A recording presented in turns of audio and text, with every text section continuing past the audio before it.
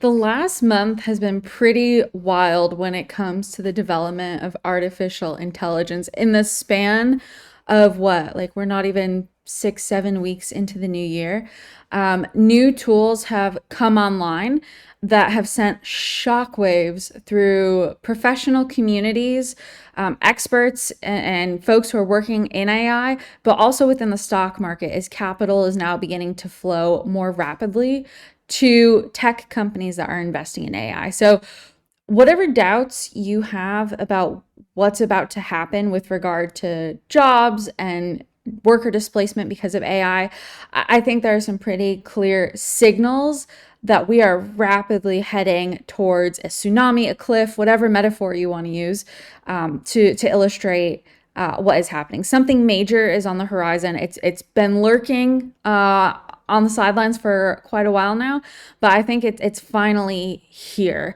And so this is an essay that was published by Matt Schumer. He is a AI tech executive. He's a CEO of HyperWrite AI and Other Side AI. So he's a practitioner, someone who's in the weeds of building on AI. And he published this article on his personal blog, but then also republished it on X.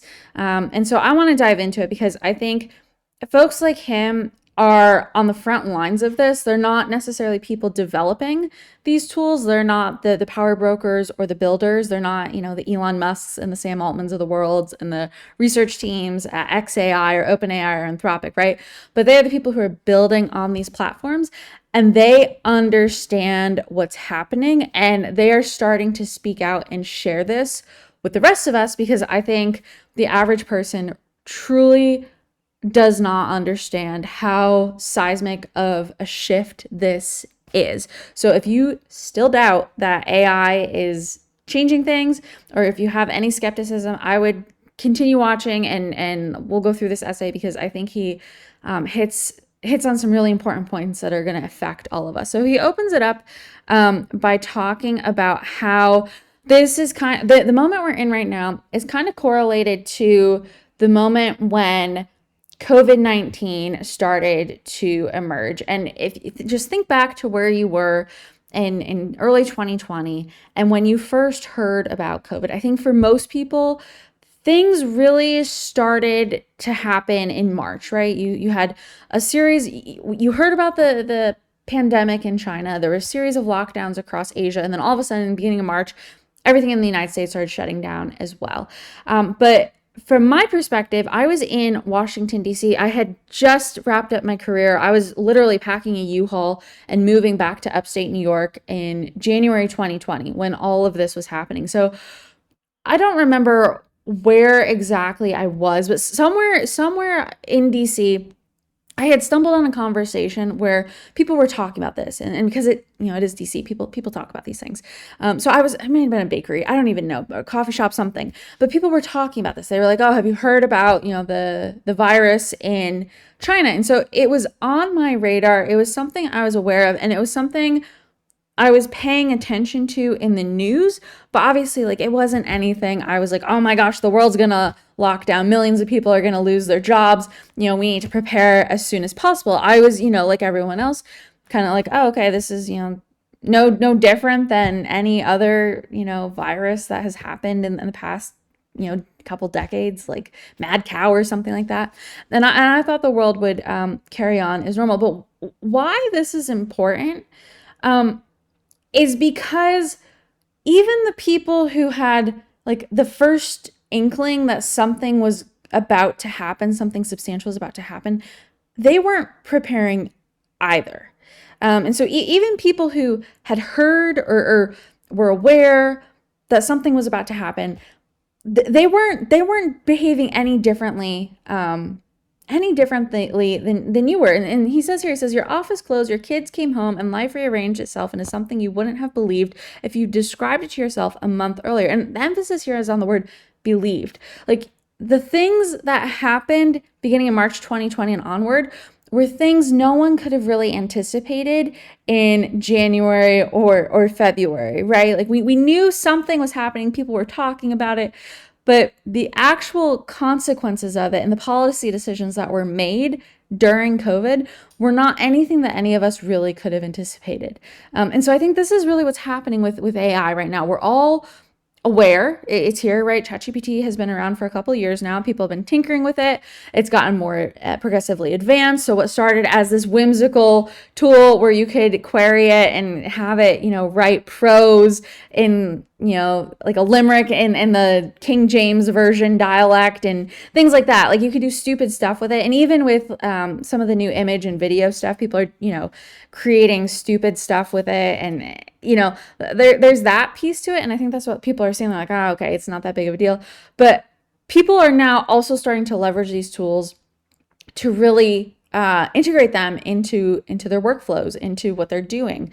They're starting to create things with it, to the point where Matthew McConaughey became the first actor to file a patent against himself with the patent office to prohibit anyone from using his likeness, specifically with regard to several of his most notable scenes in some of the films he's been in, to use those in the generation of bespoke AI generated content that might carry some commercial value to it. So people are starting to become really aware that this is here and it's happening and it's not going away anytime soon, to the point that they're taking action. They're moving capital, they're allocating capital to things, they're building things, they're filing patents, right?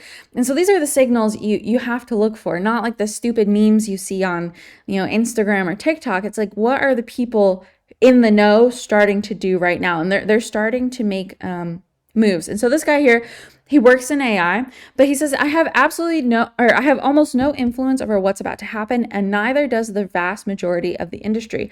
The future is being shaped by a remarkably small number of people, a few hundred researchers at a handful of companies, OpenAI, Anthropic, Google DeepMind, and a few others. Most of us who work in AI are building on top of foundations we didn't lay. We're watching this unfold the same as you. We just happen to be close enough to feel the ground shake first. And this is important because what you don't realize is that there is a minority of people who actually own the infrastructure and the models and the fundamental technology that's being built. The vast majority of people in Silicon Valley or San Francisco and everywhere else, frankly, I think they're full of fluff. You have these 20-something tech entrepreneurs who are building all these AI companies.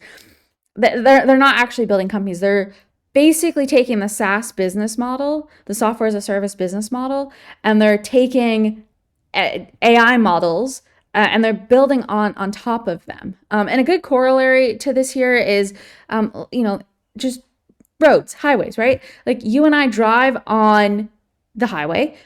There's car companies that build different cars. You have Tesla, you have Ford, you have GM, right? They're all building vehicles that run on a highway, but they don't actually own the highway, right?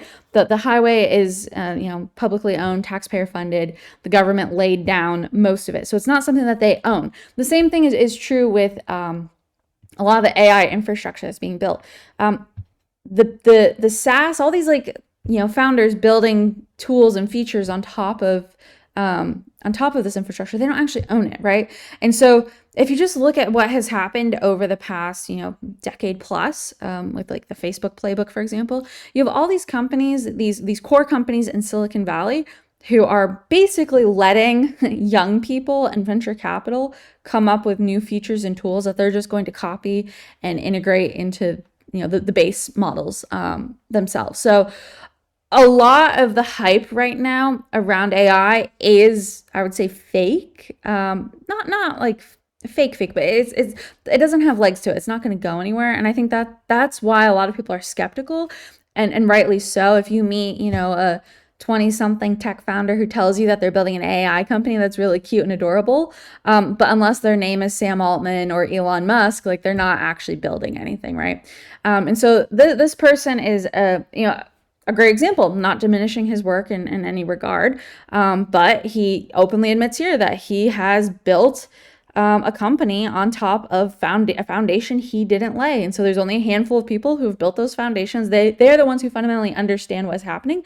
It's just people like this have a front row seat. So when you have founders like this who are signaling an alarm. And when you have the builders of the AI foundation, so folks like Dario Amodei of Anthropic, saying, hey, in 1 to 5 years, 50% of entry-level jobs, white-collar jobs, are going to disappear, take that seriously. But then, this is the secondary warning when you have someone else who, not necessarily in the weeds of building Claude, but maybe using Claude or, the proprietary AI model that Claude is based off of to build their own company. And they're saying, hey, this is starting to disrupt our work too.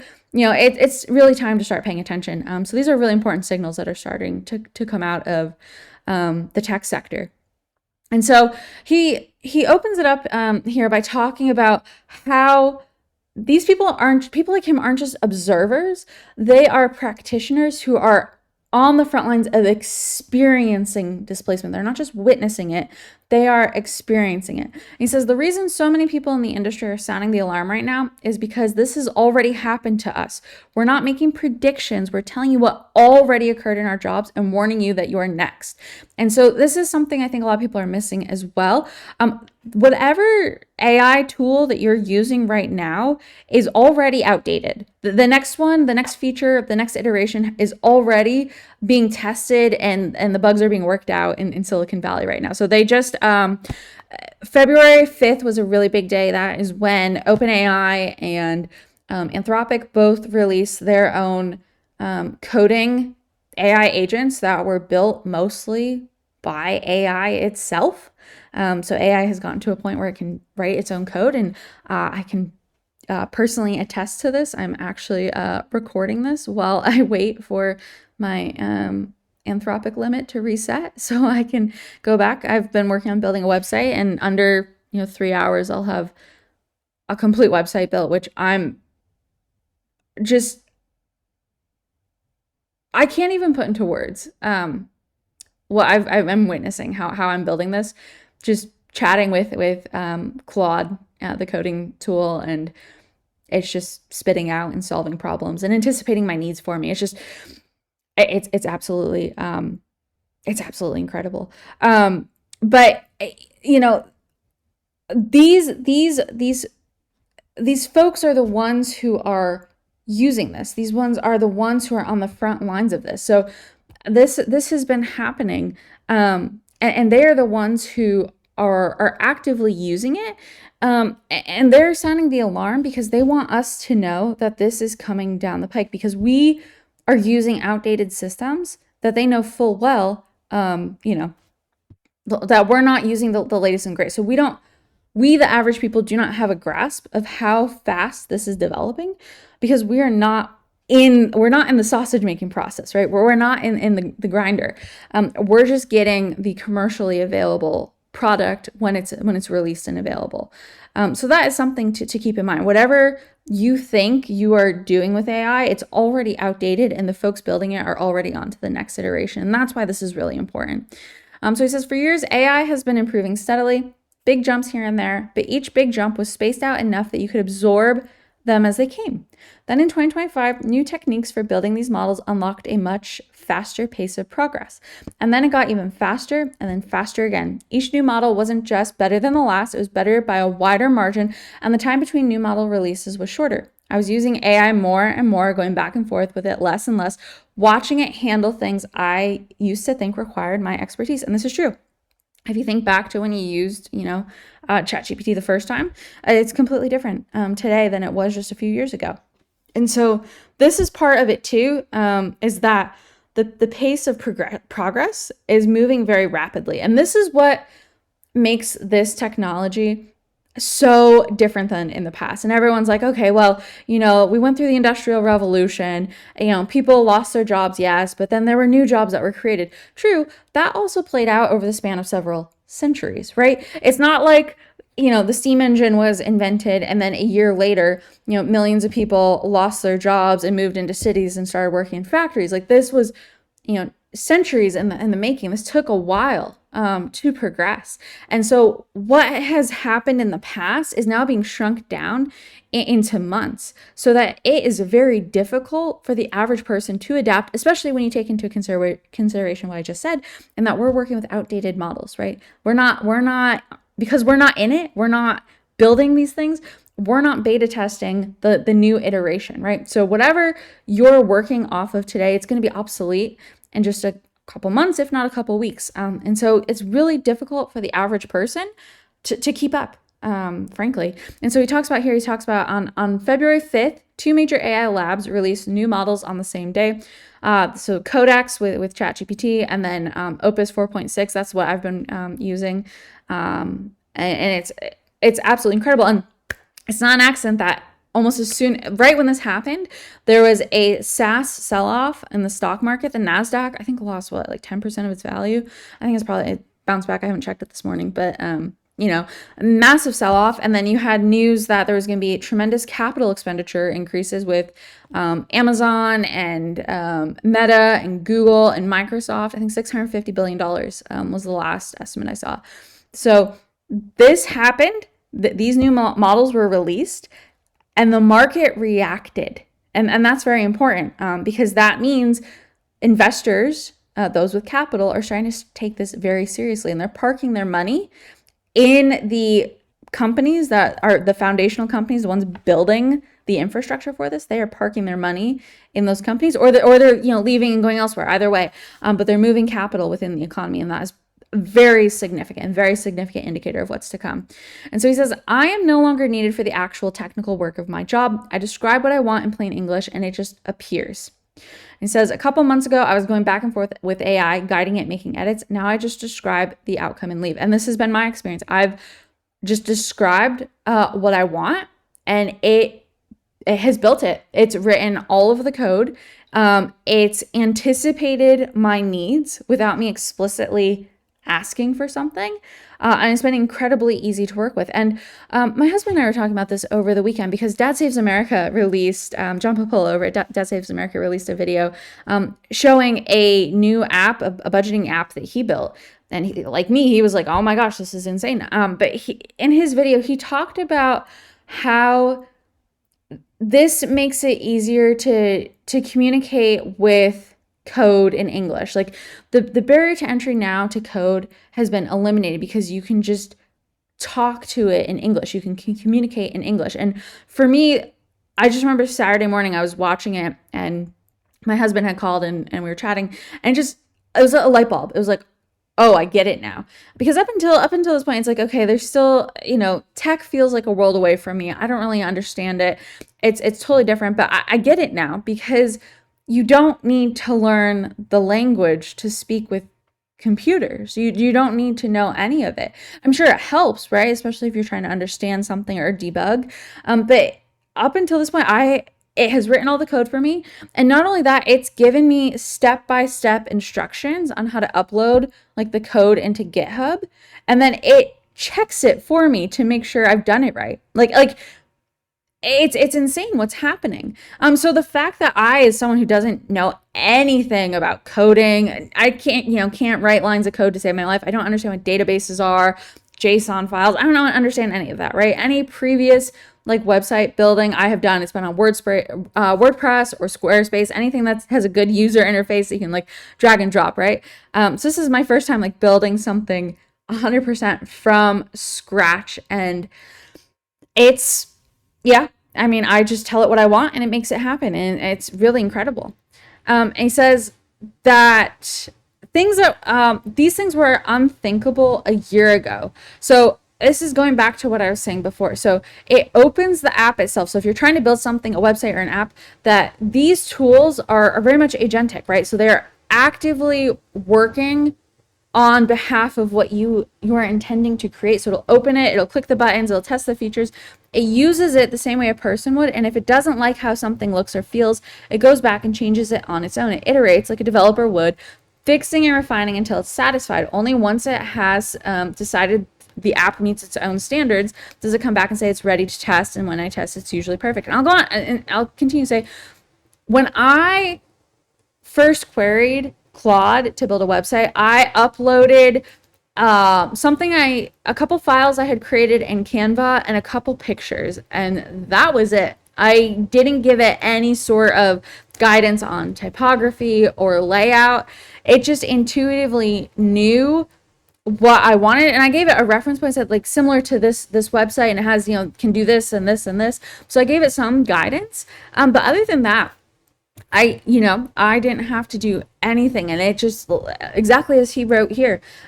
Something, I was able to just build it, and the AI, the Claude, just popped it out, and I'm still iterating with it, but it's so far it's been going pretty well. So uh, this has greatly reduced the barrier to entry for anyone who wants to build things online. And so he says here that the thing that caught his attention was that it wasn't just executing his instructions, it was making intelligent decisions. And this is something I have also experienced, just using Claude in general to do other things, not just coding stuff. But I've noticed it's not just explicitly taking what I give it, and this has been my frustration with ChatGPT up until now, is that it's too literal, and unless you were really good at prompting it and giving it a clear set of instructions, it wasn't going to produce the output. Like your output was as good as the input. That has changed. So now you don't have to necessarily give it and it like a well thought out prompt. It has the capacity to make intelligent decisions on its own. Or I've told Claude, if there's something that it's not sure about, to ask me questions, and it does. It asks me clarifying questions so it can better understand what I want. So in that way, it's also anticipating my needs, because it knows how to ask me. It knows like which questions to ask me, which thread to pull in order to produce the outcome that I want.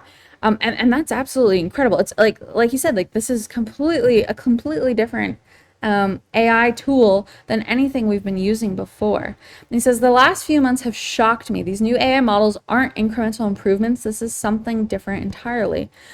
And he says here, and this is why it's worth paying attention to what's happening to folks like him who are on the front lines of this, because they are the ones who have been targeted first with exposure. And so whatever implications or whatever you're seeing with regard to jobs and employment opportunities in Silicon Valley, that is ground zero, and it's going to spread elsewhere. He says the AI labs made a deliberate choice. They focused on making AI great at writing code first, because building AI requires a lot of code. If AI can write that code, it can help build the next version of itself, a smarter version, which writes better code, which builds an even smarter version. Making AI great at coding was the strategy that unlocks everything else.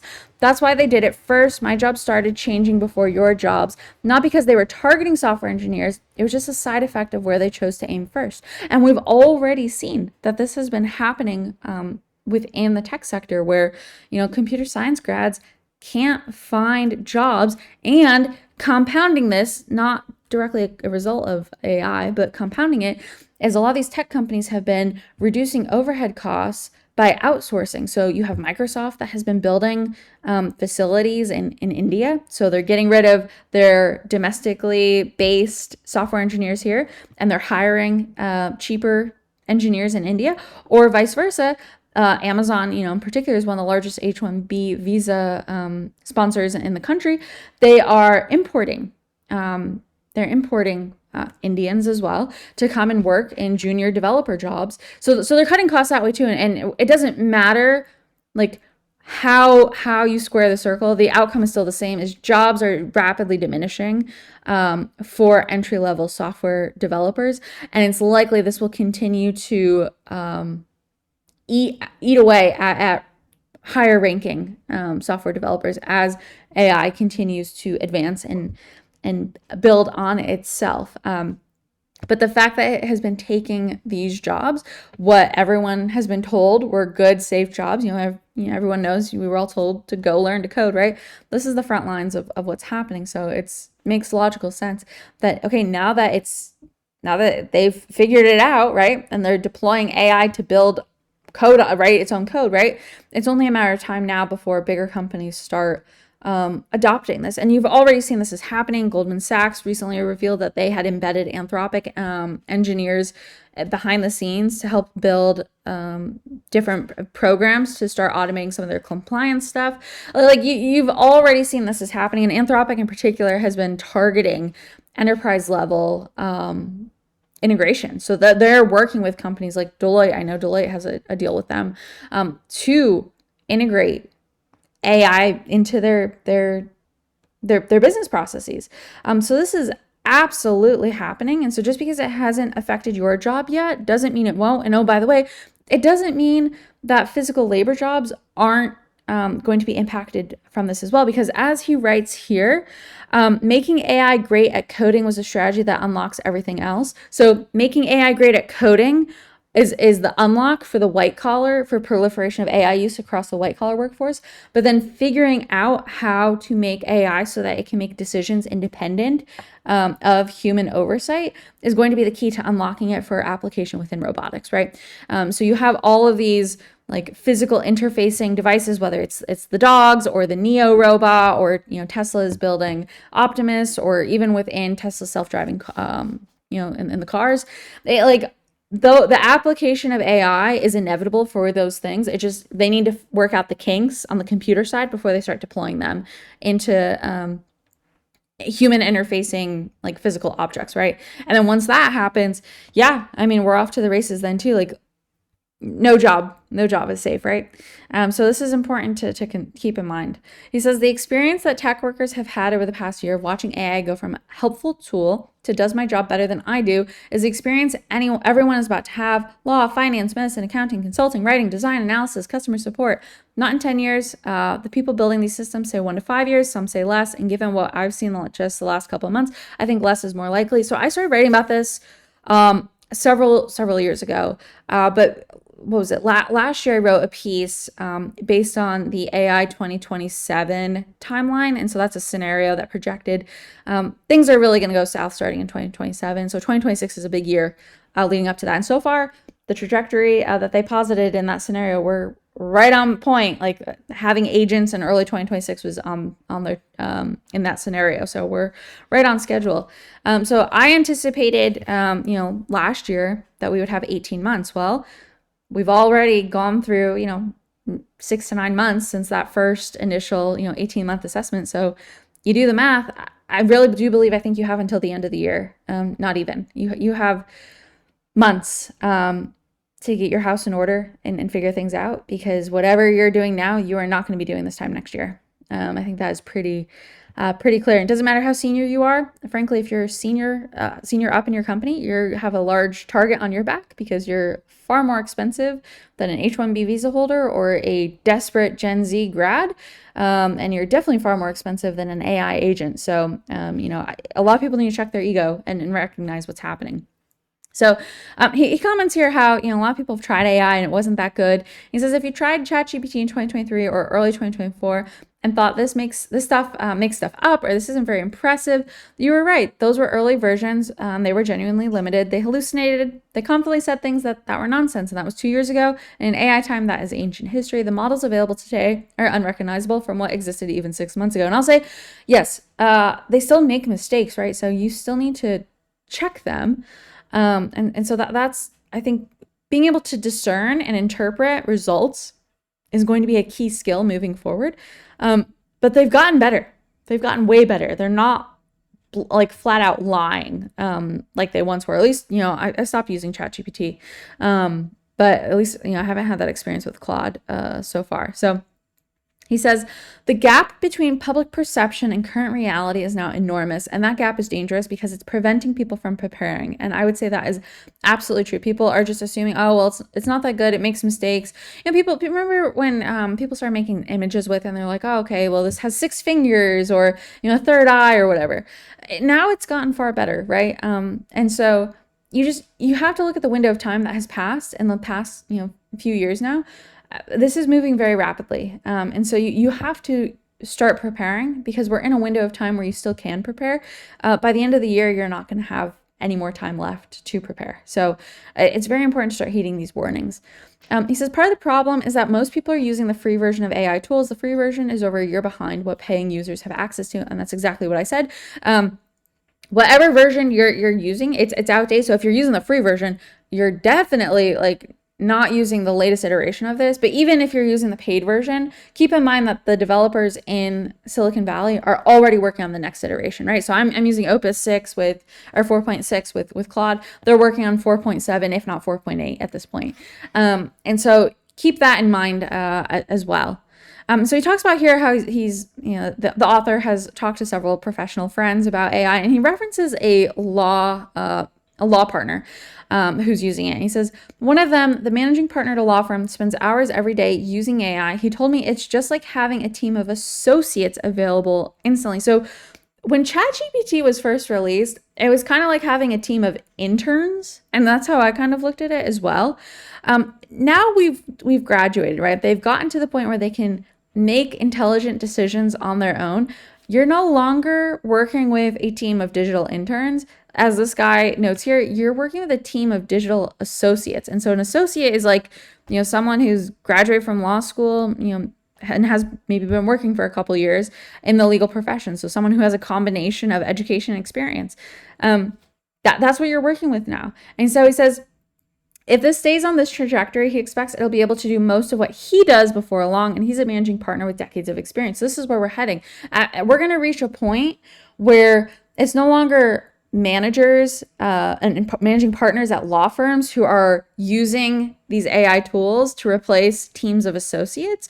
It's everyday people are going to start using AI tools to replace law firms, and this is important, and this is why there was a SaaS meltdown on the stock market, because you have all of these products. LegalZoom as an example, right? LegalZoom is a SaaS product that can help you start a company. Well, now you can just have Claude do that for you. So why pay for a LegalZoom subscription?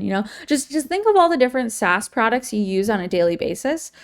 Why pay for any of that anymore, right? And so everyone knows this. The entirety of our modern economy has been built on these SaaS products. Salesforce is a great example. Salesforce has been, actively building AI elements within their software, and they've hired, thousands of sales professionals within the last year to get it out and get people to start using their product. And now it's like, okay, well, do I even need Salesforce? Like you can build your own CRM and sales pipeline and all that kind of stuff on your own. You can build a bespoke website that does all that stuff for you without having to understand how to use Salesforce or paying for a Salesforce license, right? So this is the significance of this. It's going to get rid of all these different tools we've been using, because you can just build it for yourself. And so that's going to be tremendously disruptive, not just for people who are employed by these companies, but in general, like the economy writ large. If these companies are no longer viable, right? Like we have put so much capital into these tech companies, and so much of our economy is predicated on that the Wall Street is going to have to come to a reckoning at some point, because you can't keep up. The party isn't going to last for much longer. Okay. So he says, again, February, he talks about how fast things are moving. So, in 2022, AI couldn't do arithmetic reliably. But now, February 5th, 2026, we're in a different era. And I'll note, things have been progressing really rapidly. So Claude, before Claude released its new coding version in Opus 4.6, it released Cowork.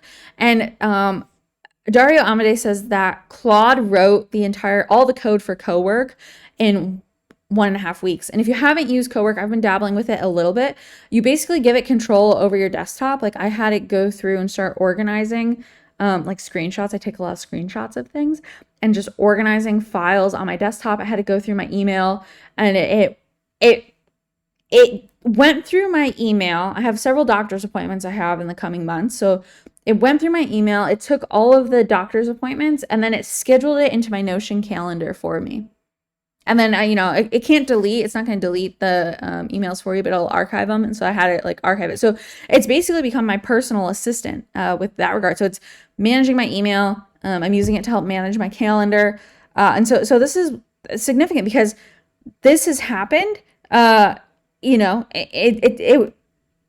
wrote the code for that for me to be able to do something like that, right? And so this really does indicate like how significant this moment is and how far that this technology has progressed in such a short period of time. And so, it says AI, it can start doing tasks. So it's been able to start doing tasks that used to take humans, several hours, and it's continuing to become more and more powerful exponentially. So he says we're looking at AI that can work independently for days within the next year, weeks within 2, months-long projects within 3. So this is the progression from digital intern to associate, right? Like it's able to now do things, and you can just walk away. And that's a weird feeling. Not gonna lie, that is a weird feeling. When I was working on having it build a website for me, like it took a while, a couple minutes for it to come up with different results, and I was making, I think, bread in the kitchen as it was doing it. And so it was just, it's weird to know that something is building something for you that's gonna have a consumer-facing interface, and you're not doing anything with it. You're not touching it. You're not spending much time with it. And so that is part of this as well. He says, Dario Amodei, the CEO of Anthropic, said that AI models will be substantially smarter than almost all humans at almost all tasks, and that's on track for 2026 or 2027. So this is the timeline that others have predicted and that I'm personally working off of, because I think, again, these are the people who are building it, and these are the people who are on the front lines of it. So I'm going to trust what they have to say, because they're the most exposed to it. He says, let that sink in for a second. If AI is smarter than most PhDs, do you really think that it can't do most office jobs? And the thing to keep in mind here is that most office jobs to begin with are bullshit. They don't require PhDs. You don't need any sort of special training. They're a bunch of, digital paper pushing jobs. If you haven't read David Graeber's Bullshit Jobs, I've written an essay on it. I'll link it below, but definitely that is something to check out, because there's different types of jobs within organizations that fill different roles, and not all of those roles are actually designed to do work. So in the book, he gives an example of a secretary. So someone who, if you walk into a building, you're greeted by someone sitting at a front desk, and they'll say, hey, how can I help you? The purpose of that person sitting there isn't really to do a job these days. You're not really answering phones anymore.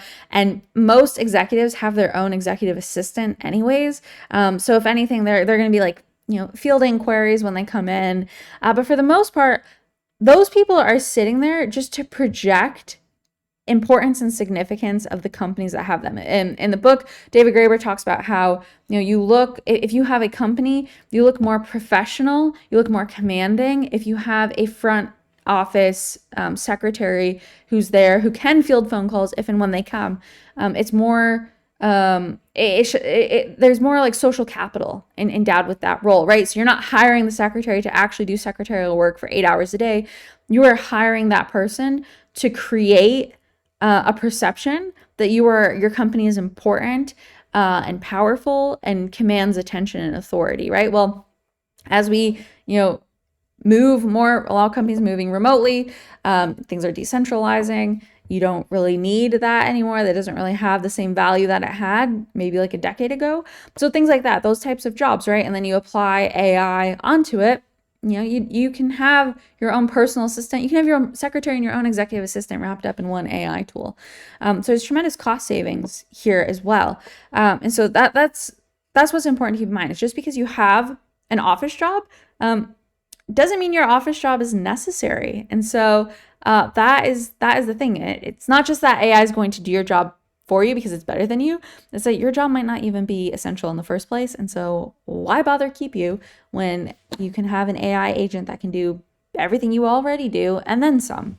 And so I think that's what's going to happen. That's what a lot of employers are looking at. So it says AI is now intelligent enough to meaningfully contribute to its own improvement. And that is key. It's, like I said, Claude wrote co-work. It wrote its own code. And so it's going to continue to improve. He says, Dario Amodei, who's probably the most safety-focused CEO in the AI industry, has publicly predicted that AI will eliminate 50% of entry-level white-collar jobs within 1 to 5 years. So he said that about a year ago, I believe. So Yeah, you have less than 5 years.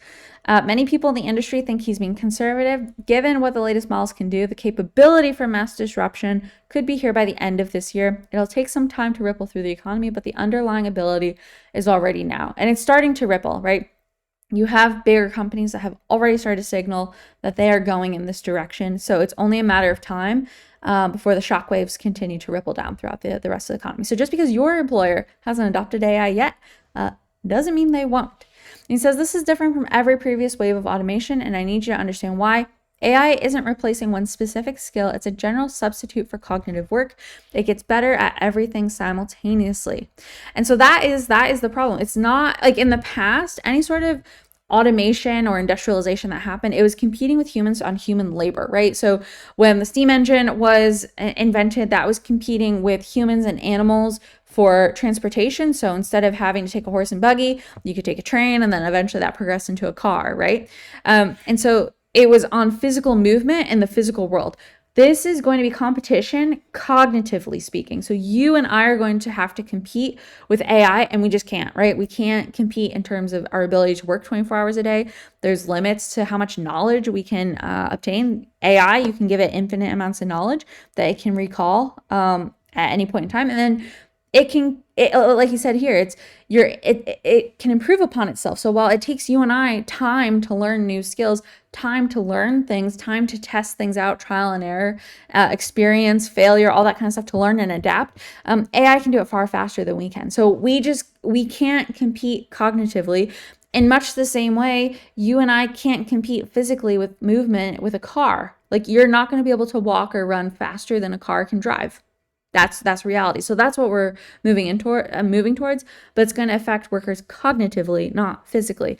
And so he talks about here, he says, whatever you retrain for, it's improving at that too. And this is important because I think people think, oh, I'm just going to find a new job, and everything will be okay. But you're not going to have the ability to retrain for a new job. You're going to face massive displacement, and there's not going to be anywhere in the economy for you to go.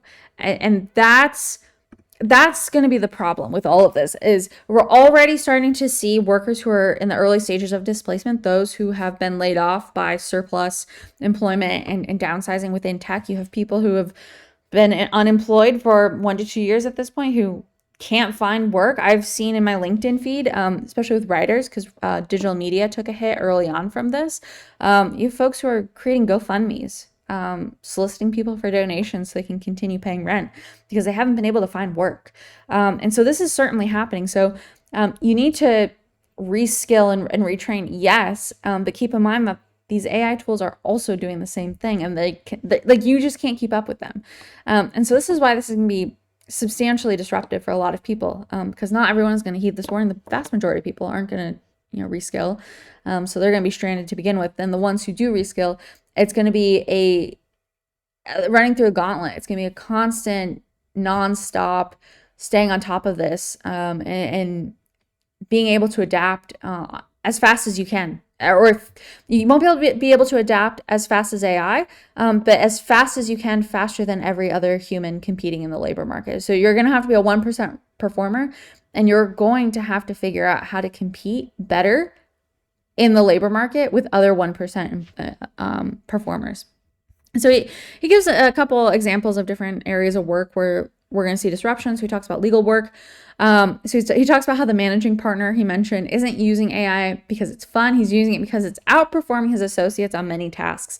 And so this is an important line here, because one thing you might not have considered is that 50% of law firm associates are now women. So he's not explicitly stating this, but implying here that AI is outperforming his female associates, which I don't doubt for a moment, definitely true. But this signals something really important, that a lot of these professional white collar industry jobs, they have been feminized over the past decade or so. And you see evidence of this with the proliferation of woke culture. But the consequence of this is going to be is that women are going to be on the front lines of this. And it's not just women, it's liberal, politically radicalized women who are going to be on the front lines of displacement. And so you're going to have a large swath of entitled women who have not really contributed much to their own retraining. They're not investing in this. They're not staying on top of this. They're too busy protesting ICE right now to even understand what is happening. So they are not in this. They're not retraining, right? You have women who are marketing managers who are still looking for marketing jobs in an economy that no longer has a demand for their skills. While there's a shortage of technicians at Ford, for example, these women could easily retrain in a physical labor blue collar job. There's a need for a lot of those workers right now. These women aren't going to do that. So they're not retraining to learn AI. They're not retraining to learn any other jobs. So the obvious alternative is going to be a return to more traditional values and raising children, raising families, because that's something you can't, AI can't compete with. But these women are so engrossed with feminism that is unconscionable to them. So you're going to have a large group of women, of professional class women who are over-credentialed. They're indebted way over their heads. They need their jobs. They can't afford to not work.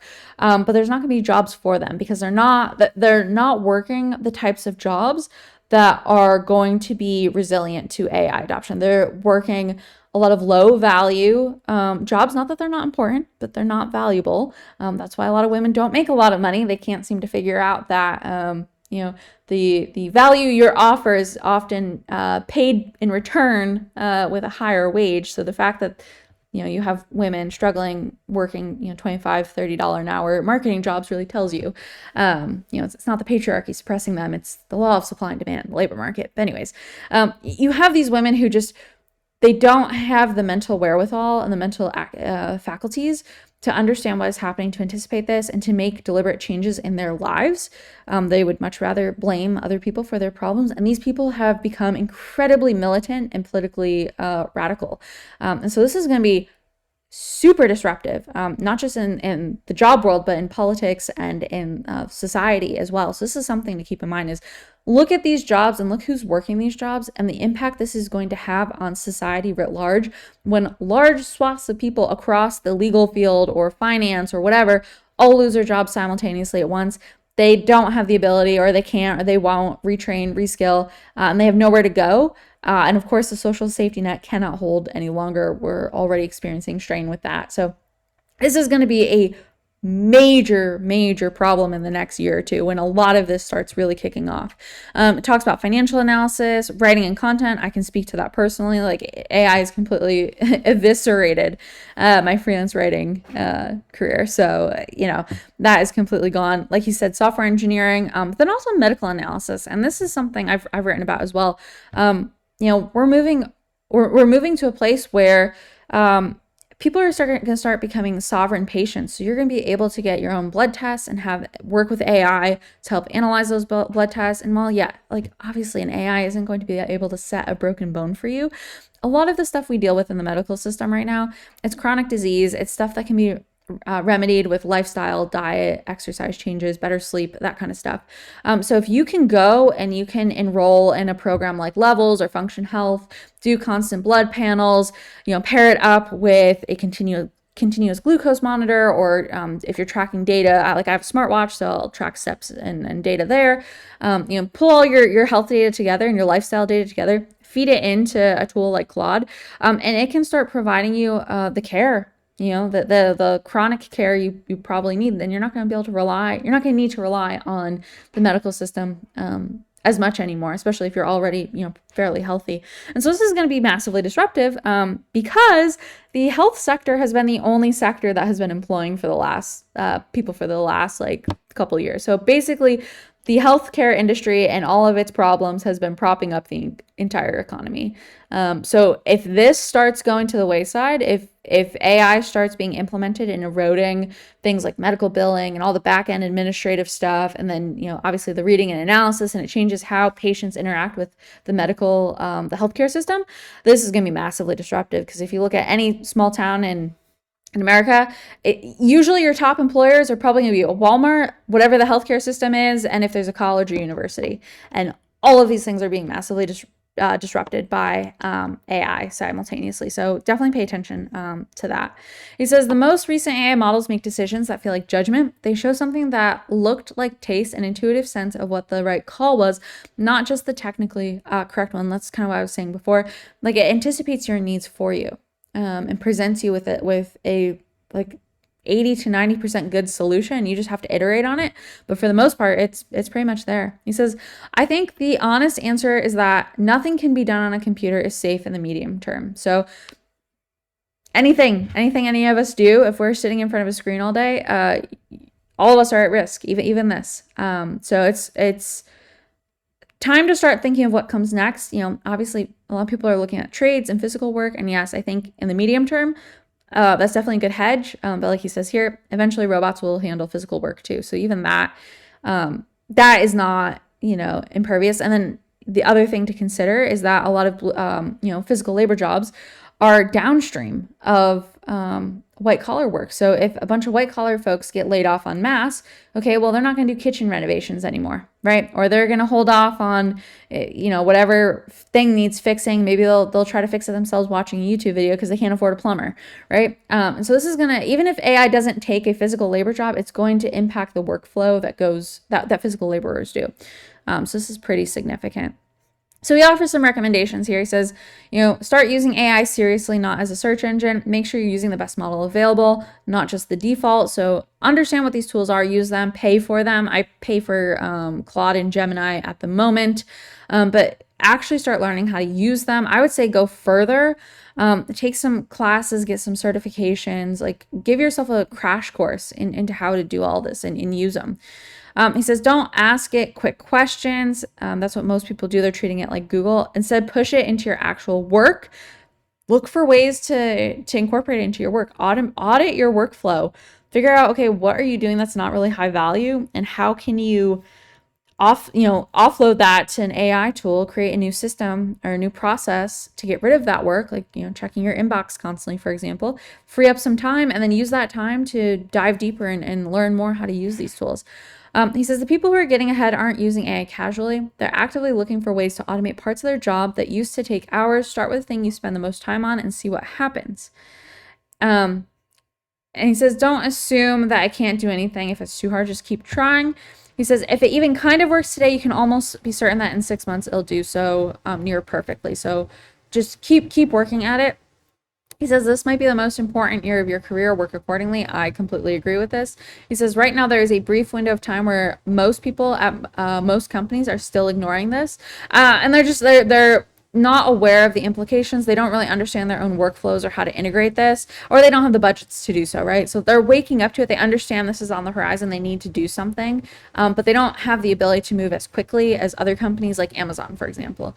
So there's still some time to adapt because of that. He says the person who walks into a meeting and says, I used AI to do the analysis in an hour instead of 3 days is going to be the most valuable person in the room, not eventually. Right now, learn these tools, get proficient, demonstrate what's possible. If you're early enough, this is how you move up, by being the person who understands what's coming and can show others how to navigate it. And it's absolutely true. He says, don't have an ego about it. The people who will struggle most are the ones who refuse to engage, the ones who dismiss it as a fad, who feel that using AI diminishes their expertise, who assumes their field is special and immune. I've seen lots of people like this posting on LinkedIn. Don't be one of these people, because it's coming for all of us. He says, get your financial house in order.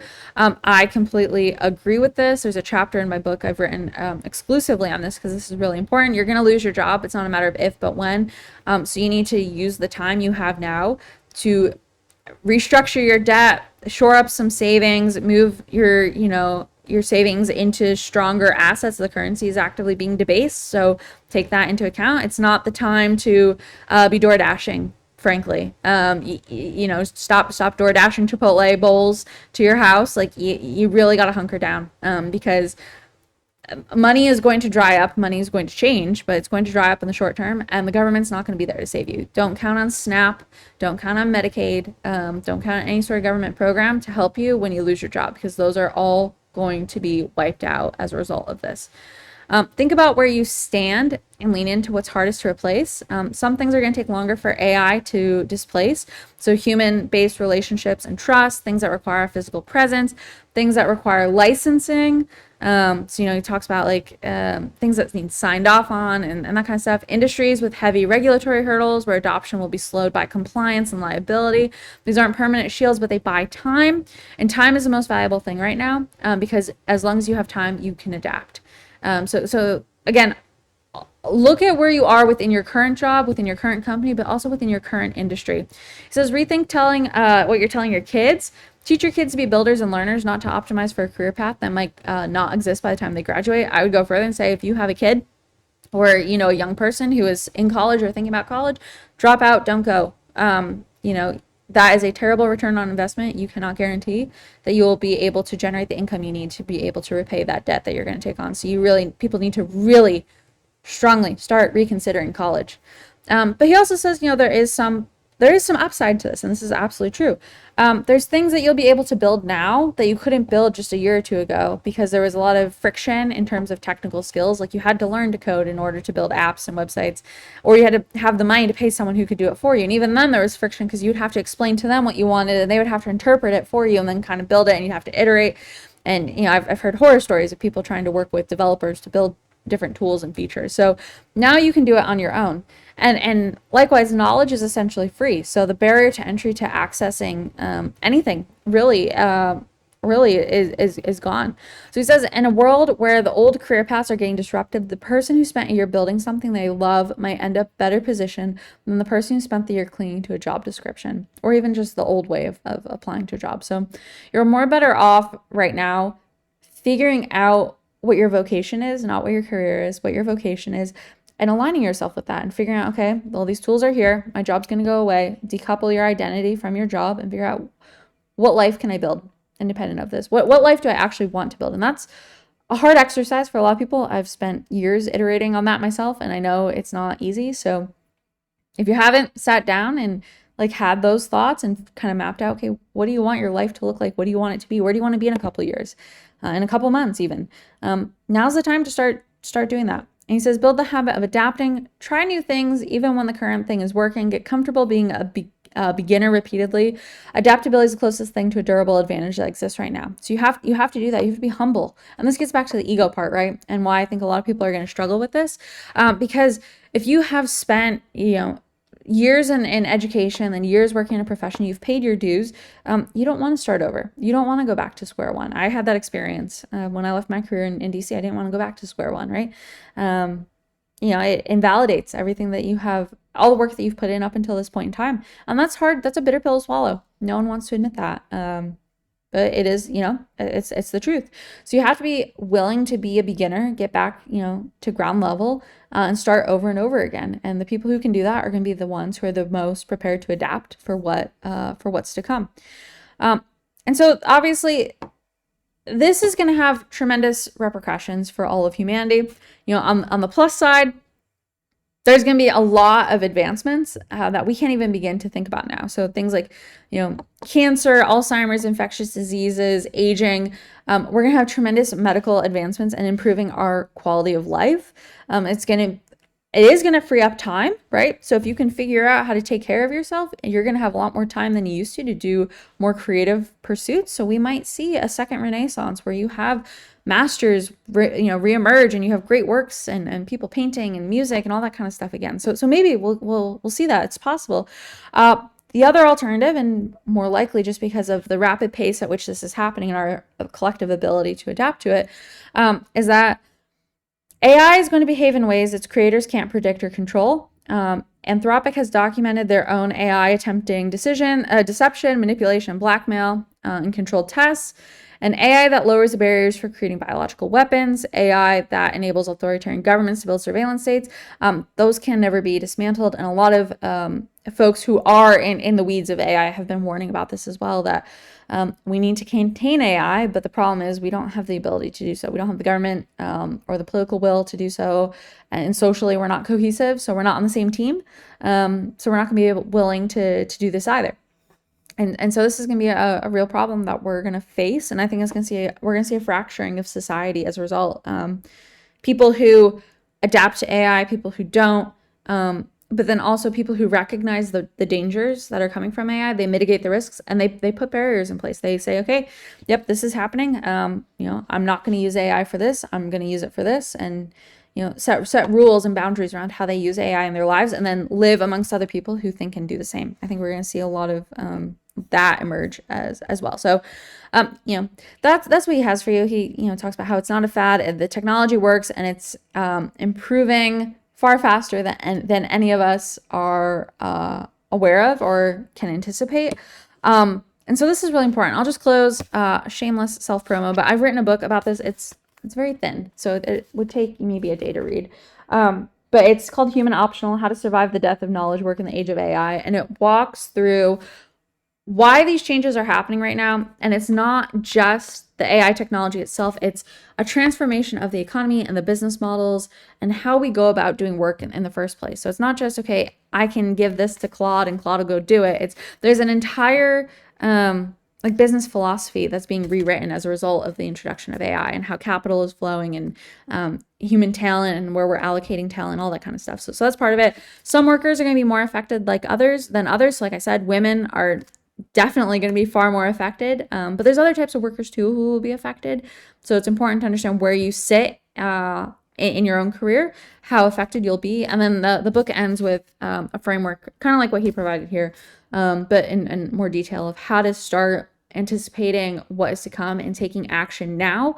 Because like I said, we are in this window. There's this Goldilocks window that is available to us where you have time to begin using these tools every single day, begin learning how to adapt, begin shoring up your finances, begin learning other skills that are going to be far more valuable in the real world than just clicky clacking all day. And so I think people have time to act, but that window of time is rapidly closing. So if you're curious and you think this is really important, definitely check this out. I'll link it as well in the description. It's available on Kindle and print on demand with Amazon as well. So as always, I thank you for watching. If you enjoyed this, definitely like, subscribe, share with anyone you know. This is super important stuff that, again, he says it in this, that people aren't preparing, people aren't taking this seriously. So if you know people in your life who fall into that category, share this with them because it's time to take this seriously. This is happening.